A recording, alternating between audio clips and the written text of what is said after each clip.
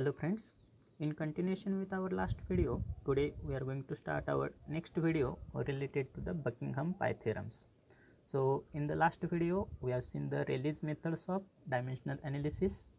So we are knowing the limitations of Rayleigh's method of dimensional analysis. That limitations are if the number of independent variables will exceed above 3, then by using Rayleigh's method of dimensional analysis, that finding out the correlationship between dependent variable and independent variable, it becomes more laborious. So to overcome that difficulty, we have to use the Buckingham pi theorem. So the statement of Buckingham pi theorem, suppose we are having any physical phenomenon and that physical phenomenon is consisting of n number of variables. N number of variables means dependent as well as independent variable, and those n number of variables are consisting of m number of fundamental dimensions. Fundamental dimensions means m, l, t.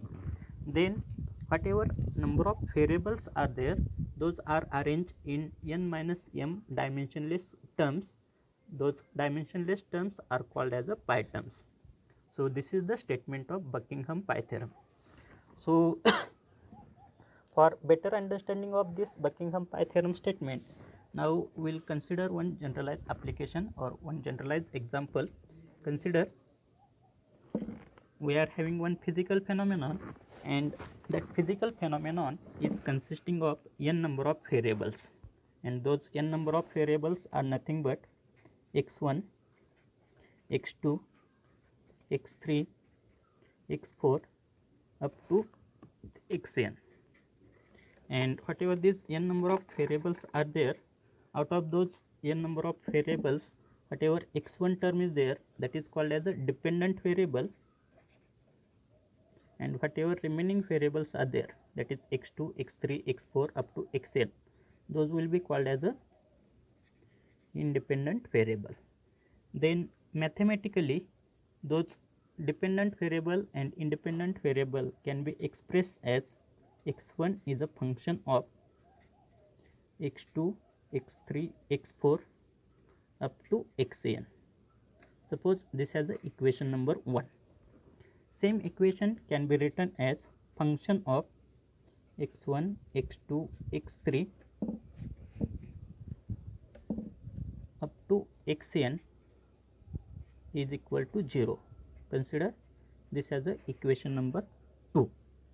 Now whatever this equation number 2 is there, that is called as a dimensionally homogeneous equation, and this dimensionally homogeneous equation is consisting of n variable, and those n variables are consisting of m fundamental dimension. Then according to Buckingham pi theorem, if we are having n variables, or if any physical phenomenon is having n variables which are consisting of m fundamental dimension, then all those variables, that means whatever this equation 2 is there, that will be arranged into n minus m dimensionless term, and that each term will be called as a pi term.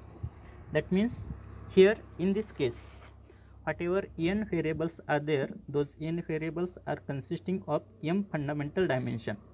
So whatever equation 2 will be there, that will be arranged into n minus m dimensionless term, those will be called as a pi terms.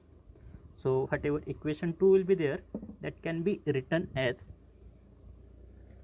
function of pi 1, pi 2, pi 3 dash dash dash up to pi n minus m is equal to 0.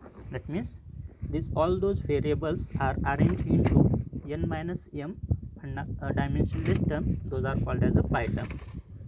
Now whatever those pi terms are there, each pi term, whatever those pi terms are there, each pi terms is consisting of m plus 1 variable. Out of that, whatever m is there, that m is called as a repeating variable,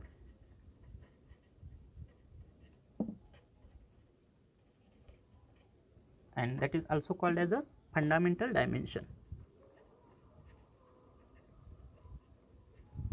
That means in case of Buckingham pi theorem, number of repeating variables is equal to number of fundamental dimensions.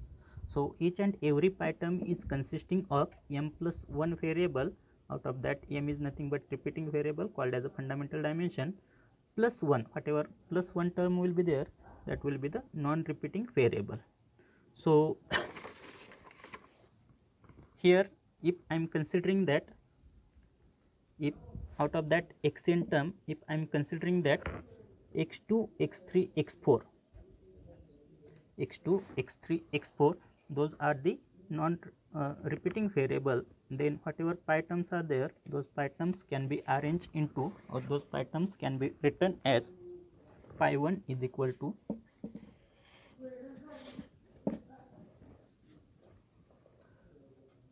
pi 1 is equal to x2, x3, x4. Those we have considered as a repeating variable. So raised to a1, b1, c1, and whatever non-repeating terms are there, so all those non-repeating terms will come in each and every pi terms. That means each and every pi term, one non-repeating term will come here, x1 will be there. Pi 2 will be equal to x2, x3, x4, a2, b2, c2 into next non-repeating variable will be x5. So into x5 will be there. Pi 3 is equal to repeating variable will come for each and every pi term, x2, x3, x4. So arbitrary power will be a3, b3, c3, x6 will be there.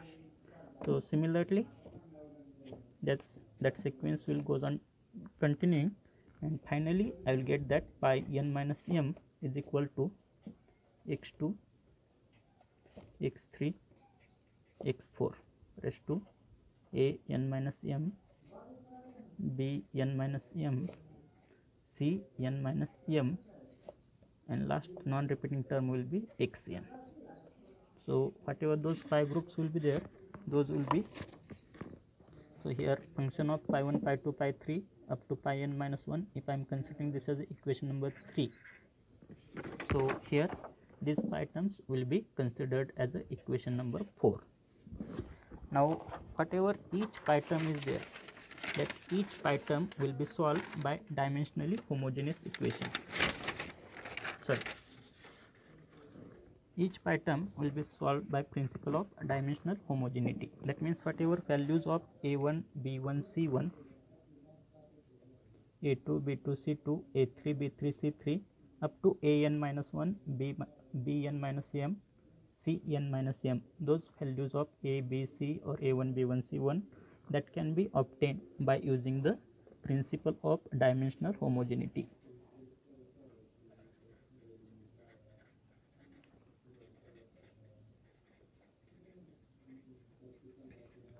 Dimensional homogeneity means we have to keep the fundamental dimensions of left hand side, and we have to keep the fundamental dimensions of right hand side, and we have to equate the fundamental dimensions of each term. That means here, as pi terms is a dimensionless term, pi term is a dimensionless term, hence fundamental dimensions of each pi term will be m raised to 0, l raised to 0, t raised to 0.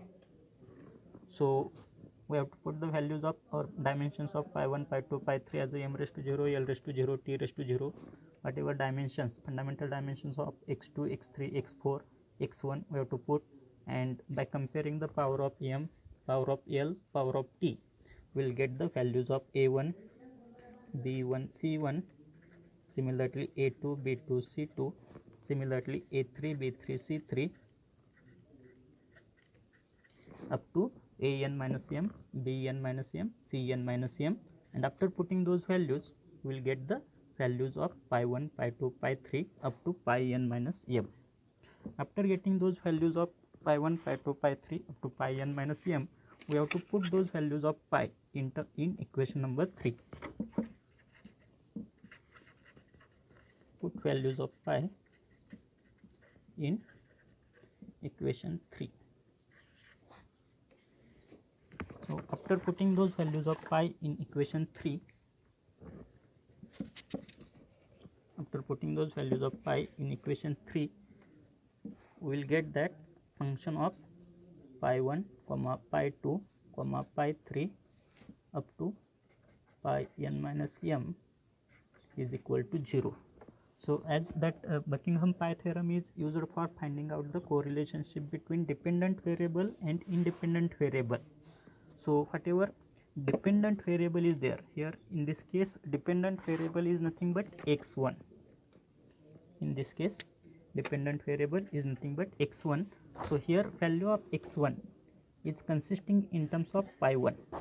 So to find out the correlationship between dependent variable and independent variable, same equation, that means suppose this is equation number 5, same equation can be written as pi 1 is a function of remaining pi terms, that means pi 2, pi 3, pi 4 up to pi n minus m. So here by the same way we will get the correlationship between dependent variable and independent variable. Hopefully you might have enjoyed the lecture. Then please do like the video and know your thoughts in comments.